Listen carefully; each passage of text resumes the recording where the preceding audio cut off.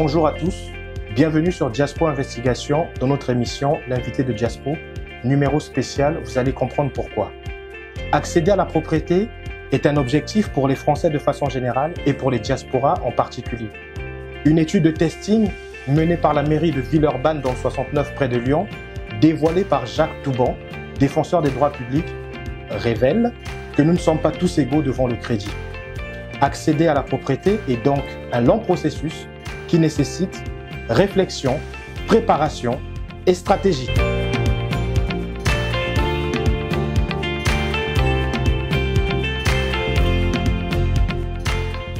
Et pour en parler aujourd'hui, nous recevons Sandrine Matondo. Bonjour. Bonjour Christian. Merci d'avoir accepté notre invitation. Avec plaisir. Alors Sandrine Matondo, pour ceux qui vous découvrent sur Diaspo Investigation et dans notre émission L'invité de Diaspo, que doivent-ils savoir sur vous? Alors, je m'appelle Sandrine Matondo. Ça fait 16 ans que je travaille dans l'immobilier aujourd'hui. J'ai commencé en tant que juriste contentieux dans l'immobilier et je me suis formée pour être responsable de programme dans la promotion immobilière. Alors, Sandrine Matondo, allons droit au but. Qui peut en France accéder à la propriété? Alors, pour acheter aujourd'hui, il faut être majeur. Donc, avoir la capacité de faire des actes qui permettent d'acheter, donc des actes civils et juridiques. Il y a des exceptions pour les mineurs émancipés, donc les mineurs à qui on a octroyé la possibilité en fait de faire ce type d'actes, et il y a les majeurs protégés, donc en fonction de leur état de santé, donc qui sont suivis par des tuteurs ou des curateurs. Alors, en matière d'immobilier, il y a beaucoup d'idées reçues. Est-ce qu'il faut forcément être français pour accéder à la propriété? Non, il faut être ressortissant. On peut être ressortissant étranger, résider en France et en fonction de son titre de séjour, pouvoir obtenir un crédit immobilier pour faire un achat. Justement, revenons sur les titres de séjour. Il y a différentes durées en fait en termes de titres. Il y en a qui ont des titres qui sont de 10 ans, d'autres 5 ans. Et il y a également des personnes qui ont des titres qui sont valables simplement 1 an. Est-ce que lorsqu'on a un titre d'1 an, on peut accéder, obtenir un crédit immobilier pour lequel la durée de remboursement sera sur plus de 20 ans, par exemple? Alors, tout va dépendre de la personne, en fait, de sa situation professionnelle, financière.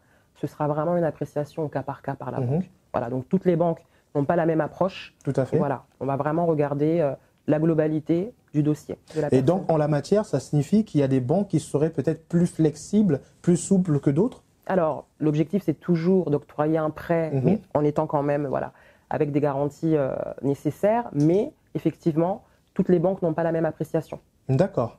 Alors, je propose, Sandrine, que nous appuyions sur des cas pratiques pour faciliter la compréhension de nos web auditeurs. Prenons l'exemple d'un couple dont un des conjoints est en contrat à durée indéterminée, donc un CDI, et l'autre est plutôt en CDD, contrat à durée déterminée. Est-ce que ce type de couple peut avoir justement ou obtenir, accéder à un prêt immobilier facilement? Alors c'est vrai que j'insiste sur le facilement, parce que c'est pour répondre à certaines idées reçues. La norme aujourd'hui, c'est d'être en CDI pour effectivement avoir un prêt plus facilement. La réalité, c'est que sur le marché du travail, on octroie plus de CDD aujourd'hui. Donc c'est un critère que les banques voient. Maintenant, elles vont étudier plus en profondeur le dossier, voir si dans ce couple, la personne qui est en CDD a aussi une très très bonne gestion. Voilà. Et en fonction de ça, effectivement, le prêt peut être accordé. Mais c'est vraiment une étude toujours au cas par cas. On va revenir sur la question de la gestion un peu plus tard. Mais n'oublions pas ceux qui ne sont ni en CDD ni en CDI, mais qui sont plutôt en contrat d'intérim. Est-ce que ces personnes-là ont le droit également de rêver et de se dire qu'ils pourront un jour concrétiser ce rêve? Alors c'est vrai que c'est toujours plus difficile pour un intérimaire, ce sera encore du cas par cas. Il y a un organisme, le FAST, qui suit les intérimaires, qui peut les accompagner dans ce type de projet. Mais c'est vraiment des cas exceptionnels. D'accord. Alors, il y a d'un côté les banques qui aident, qui octroient des prêts immobiliers, mais dans d'autres cas, il y a des personnes qui, lorsqu'elles travaillent, elles cotisent au 1% patronal. Dans quelle mesure, justement, le 1% peut accompagner une personne qui souhaite devenir propriétaire? Alors, le 1%, en tout cas, la facilité, c'est que cette personne va pouvoir obtenir ce prêt. Et c'est considéré en fait comme des apports personnels. D'accord. Voilà. Donc il n'y a pas que le 1%, il y a aussi les fonctionnaires qui ont ce type de facilité en fonction de certaines catégories professionnelles. Voilà. Et donc, on peut l'octroyer, en fait, on peut l'associer à un prêt bancaire classique pour son opération. Très bien. Alors, il y a également les entrepreneurs qui, eux, effectivement, sont leurs propres patrons. Donc, ils ne sont pas comme les autres personnes qui sont en activité, puisque eux n'ont pas de fiche de paye. En fait, en gros, ils dépendent d'eux-mêmes. Et lorsqu'on est entrepreneur, qu'est-ce qu'il faut comme condition pour accéder à un prêt à quelles conditions il faut satisfaire pour accéder à un prêt immobilier? Alors là, effectivement, on va regarder leurs résultats. Donc, on va prendre les 3 derniers bilans, les 3 derniers comptes de résultats, en tout cas. Donc, sur 3 ans, vous dites? Sur 3 ans, exactement. Pour voir si la société, en tout cas, a la rentabilité et pour que la banque puisse suivre le projet immobilier. Très bien. Alors, une question. C'est vrai que on dépend de la banque, mais est-ce que l'analyse des banques est objective? Oui, l'analyse des banques est objective. La banque a besoin d'être rassurée. Elle ne peut pas se permettre de prêter de très grosses sommes, parce que c'est quand même de très grosses sommes à des personnes qui, financièrement, ne sont pas fiables, en fait, tout simplement. Donc, c'est vraiment, en fait, toute une éducation financière à se faire, parce que là, on va demander un prêt sur de très, très longues années, qui va devoir être remboursé avec d'autres charges au quotidien. Tout à fait. Donc, la banque a besoin d'être rassurée. Tout à fait. Voilà. Alors, on parle de rassurer le banquier. Et je pense que dans la préparation, vous nous le disiez hors caméra, il faut avoir une certaine hygiène financière. Qu'est-ce qu'on peut comprendre par ça? Tout simplement, c'est que la banque va regarder vos revenus. En tout cas, elle va être à même de voir si vous connaissez exactement quels sont vos revenus quotidiens, en tout cas les revenus mensuels et les charges. Et comment vous gérez tout simplement votre budget en fonction de tout ça. Donc mensuellement, vous payez les charges principales, donc le loyer, les frais de fonctionnement, etc., autres frais. Et elle va regarder aussi le reste à vivre. Donc combien il vous reste à vivre et est-ce que vous mettez de côté aussi, parce que c'est très important. Donc vous entendez souvent que lorsqu'on achète un prêt, il faut de l'apport personnel. Tout à fait. Donc c'est la norme, mais on peut acheter sans apport personnel. Par contre, il faut effectivement que le compte soit bien géré au quotidien. Voilà. Qu'est-ce que vous entendez par une bonne gestion? Parce que ce sont des termes, des termes un peu relatifs. Vous pouvez bien gérer votre compte et vous retrouver à découvert à la fin. Et il y en a qui gèrent pas très bien leur compte, mais qui, à la fin du mois, ne sont pas forcément à découvert. Qu'est-ce qu'il faut comprendre par une bonne gestion de son compte? Effectivement, les découverts sont à éviter. Voilà. Il faut vraiment vivre en fonction de ses moyens. Parce que le but d'octroyer un prêt immobilier, c'est pas d'étrangler les personnes financièrement.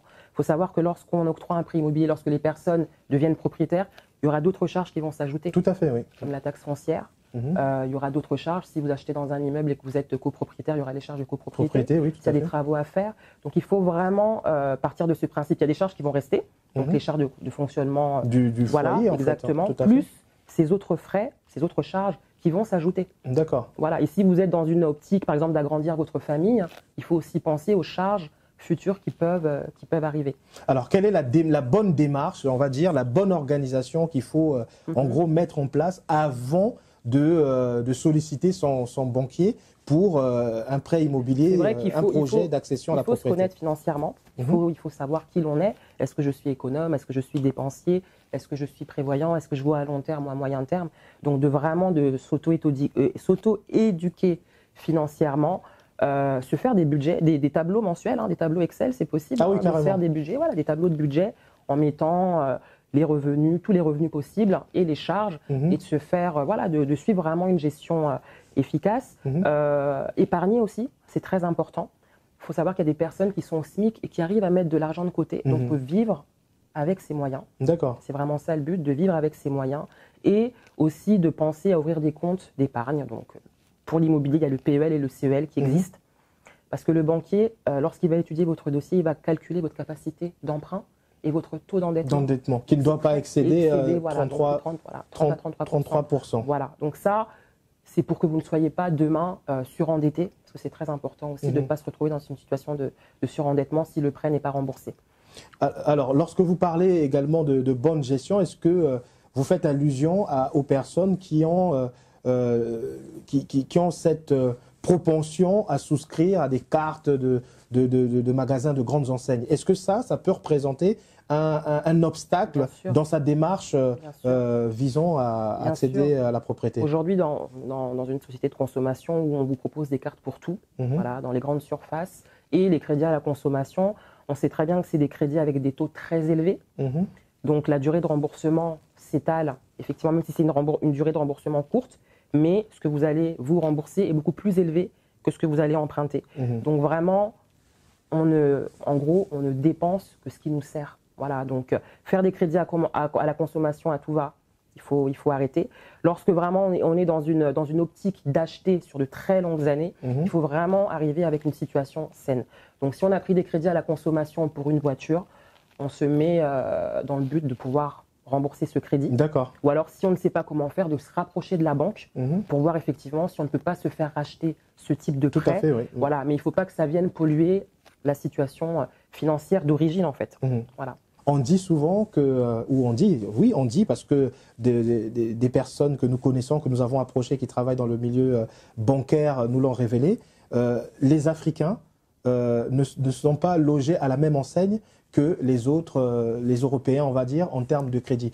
Je l'ai dit en introduction de cette émission. Alors, est-ce que vous, dans le cadre de l'accompagnement que vous faites auprès des personnes qui vous sollicitent, vous l'avez déjà ressenti? Alors, oui, on peut le ressentir. Maintenant, il faut aller au-delà des idées reçues. Et il faut qu'on parte en fait avec les bases qui sont pour toutes. Donc, avoir une bonne gestion. Déjà, avoir une vision concrète. Qu'est-ce que je veux acheter? Pourquoi faire? Sur combien de temps? En fait, il faut vraiment se projeter et ne pas se lancer dans un projet comme ça. Voilà. Maintenant, les idées reçues, il faut savoir les contourner, tout simplement. Voilà, je peux pas. C'est vrai que c'est pas évident de sortir des exemples à ce niveau-là, mais on est logés tous à la même enseigne pour pouvoir accéder à la propriété. Voilà. Et en plus, comme vous le disiez, il y a des titres de séjour qui permettent de le faire.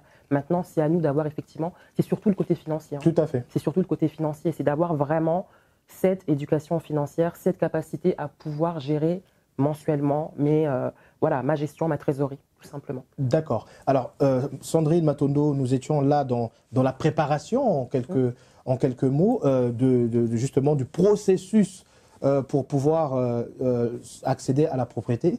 Je vous propose qu'on fasse une courte pause pour faire un petit clin d'œil à tous ceux qui sont désireux de passer leur publicité sur Diaspo Investigation. Et je vous dis à tout de suite. À tout de suite.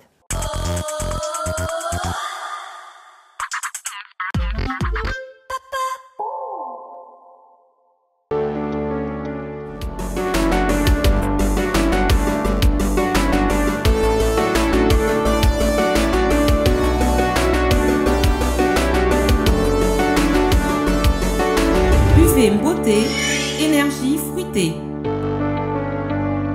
Informations et commandes sur la page Facebook Beauté de Maison Cassava.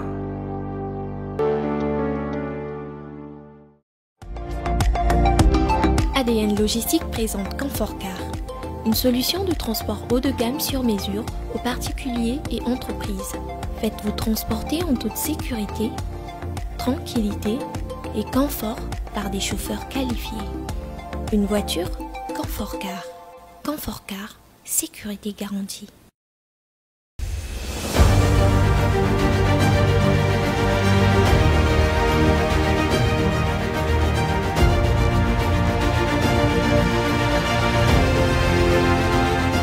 Pour toutes vos expéditions de France vers le Congo, par fret aérien ou maritime, contactez JBM Fret Service. L'efficacité au rendez-vous.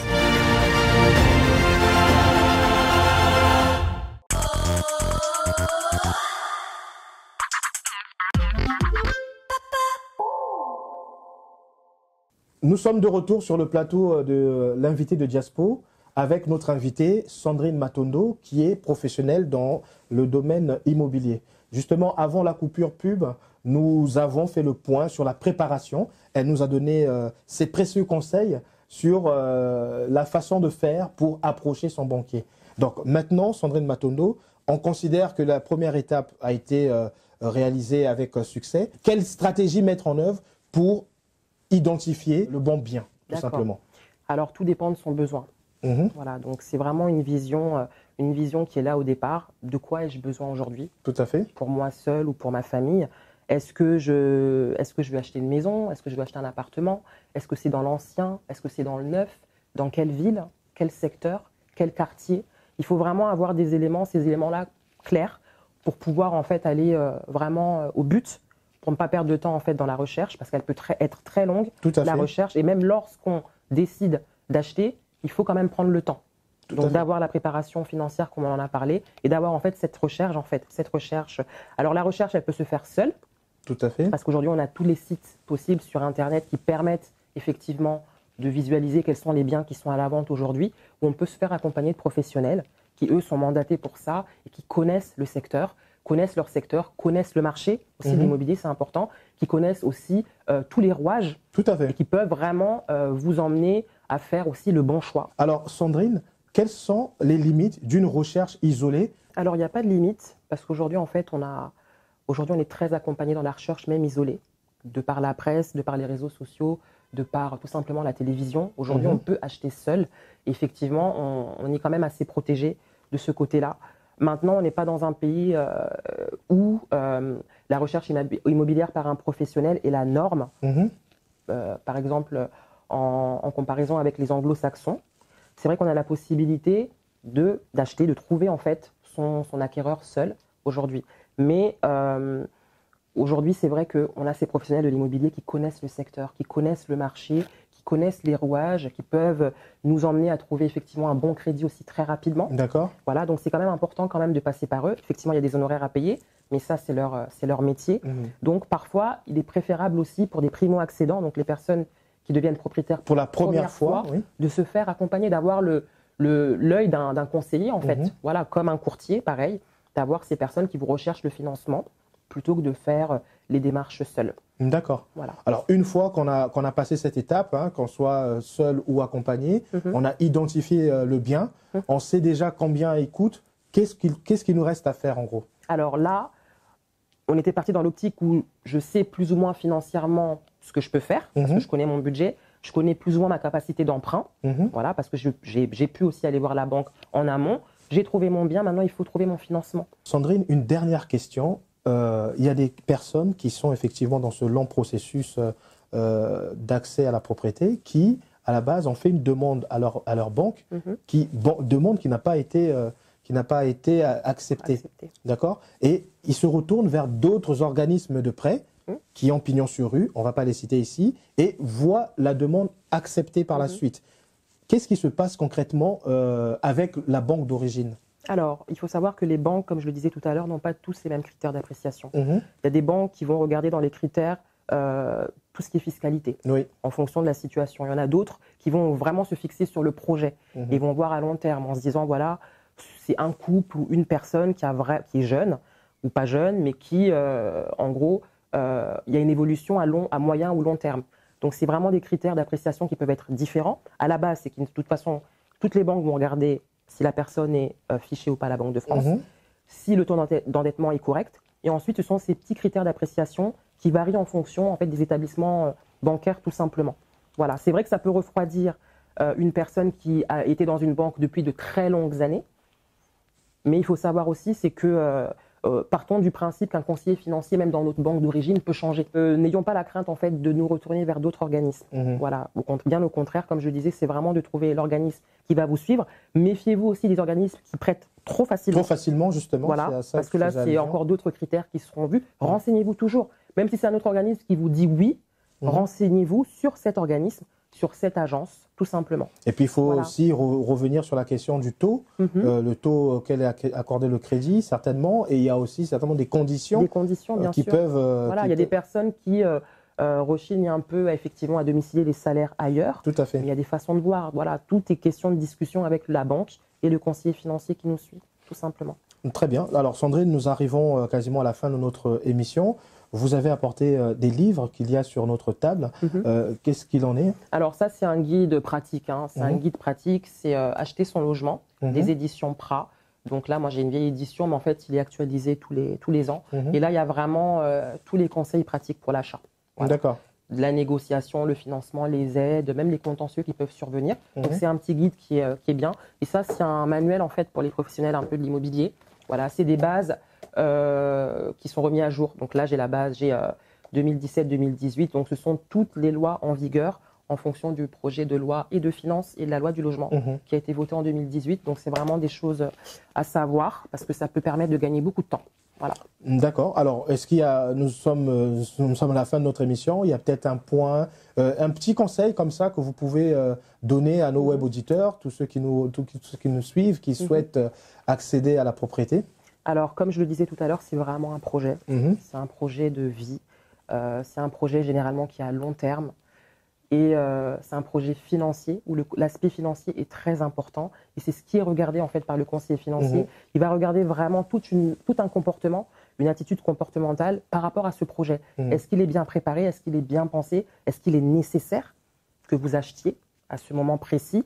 Et financièrement, n'ayons pas d'a priori en fonction des banques qui refusent, même en fonction des préjugés. Non, vaut mieux peut-être ne pas être accepté, que le crédit ne soit pas accepté, plutôt qu'il soit accepté et se retrouver surendetté dans 2 ou 3 ans. Parce qu'il faut dire aussi que c'est des très grosses sommes qui sont en jeu. Très bien. Alors, tout le long de l'émission, vous nous avez donné l'impression, pas que, de quelqu'un qui maîtrise les sujets. Alors, si d'aventure, il y avait des web auditeurs de Diaspo Investigation qui souhaitent entrer en contact avec vous pour bénéficier de vos conseils, comment ça peut se passer? Pour les personnes qui souhaitent un accompagnement pour leur projet immobilier, vous pouvez rentrer en contact avec Diaspo Investigation qui reviendra vers moi. Voilà. Moi, aujourd'hui, je suis dans la promotion immobilière. Donc, je m'occupe de l'achat dans le neuf et je suis également les professionnels dans leur investissement. Acheter un bien immobilier est le projet de toute une vie. Il mérite donc de prendre le temps nécessaire pour le préparer et le mettre en œuvre. Nous espérons que l'intervention de Sandrine Matondo, professionnelle sur les questions immobilières, vous aura permis ou vous permettra pour vos projets à venir de mener une réflexion efficace sur la question. Nous le savons tous, investir dans la pierre est le meilleur moyen d'assurer un avenir à sa progéniture. En effet, quelqu'un disait, l'homme de bien laisse un héritage aux enfants de ses enfants. C'était pour nous un plaisir de vous avoir présenté cette émission. Nous vous disons à très bientôt, chers web auditeurs. Tchuss!